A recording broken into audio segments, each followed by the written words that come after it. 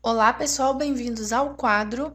Na aula anterior, nós vimos o que acontece com os raios refratados quando o raio de luz atravessa de um meio menos para um meio mais refringente. Nesta aula, nós vamos discutir o que acontece com os raios quando eles atravessam do meio mais para o meio menos refringente, ou seja, do meio de maior índice de refração para o meio de menor índice de refração. Se eu chamar esses meios de meio 1 e meio 2, nós podemos escrever que N1, que é o índice de refração do meio 1, é menor que N2, que é o índice de refração do meio 2. Nessa primeira situação, nós vamos novamente considerar que o ângulo de incidência é igual a 0 graus, ou seja, o raio incide sobre a reta normal. Vocês já podem observar que, novamente, o raio de luz refratado não sofreu nenhum desvio em relação ao raio de luz incidente, ou seja, o ângulo de refração também é igual a 0 graus.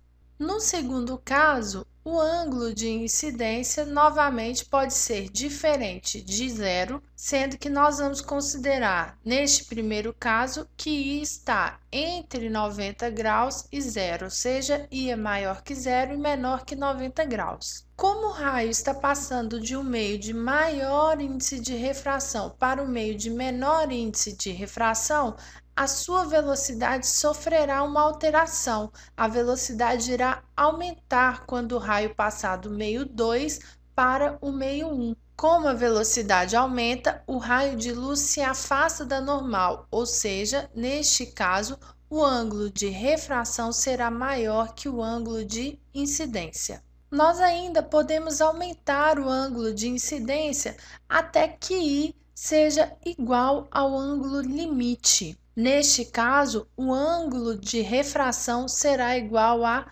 90 graus.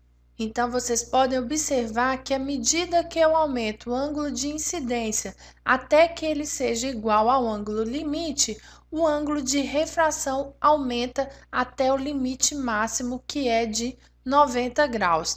Daí eu pergunto a vocês, seria possível que esse raio incidente incidisse com um ângulo maior que o ângulo limite? E eu digo a vocês que sim, é o que nós vamos verificar agora. Vocês observam aqui que esse ângulo de incidência I é maior que o ângulo limite proposto no exemplo anterior. O que acontece neste caso é que não há mais refração dos raios de luz, ocorre uma reflexão com o ângulo R de reflexão igual ao ângulo I. Nessa situação, nós dizemos que a reflexão é uma reflexão total.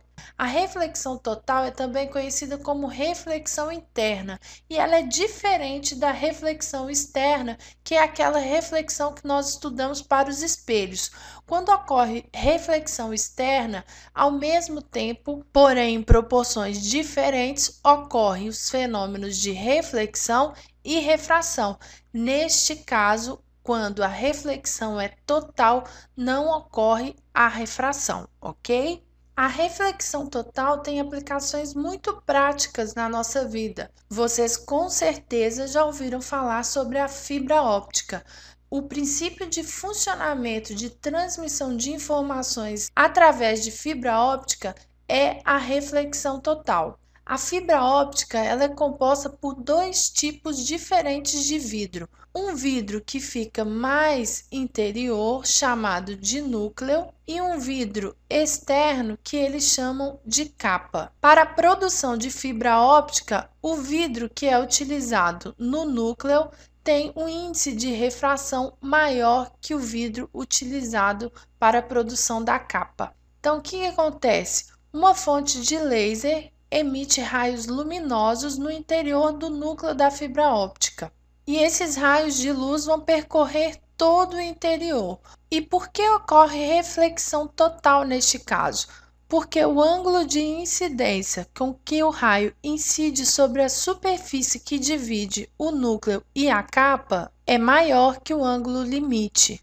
Como o ângulo de incidência é igual ao ângulo de reflexão, ao atravessar novamente o núcleo, o raio de luz irá incidir na outra extremidade também com um ângulo maior que o ângulo limite, e isso vai se repetir ao longo de todo o núcleo da fibra óptica até o ponto final. Então, na fibra óptica, vocês devem saber que percorre impulsos luminosos, diferentes dos impulsos elétricos que percorrem os fios de metal. A fibra óptica, ela é uma opção mais barata, capaz de transportar maior quantidade de informação, e ela é tão fininha que atinge pontos que são inacessíveis para os fios de metal. Por isso ela é utilizada em exames de endoscopia, porque o médico vai conseguir iluminar e captar imagens de pontos que são inacessíveis para outros tipos de fios. Além disso, como a reflexão aqui é total, a perda de energia ao longo de todo o percurso é mínima. Bom, espero que vocês tenham compreendido. Na próxima aula, nós vamos resolver um exercício e também vamos falar sobre as miragens. Não percam!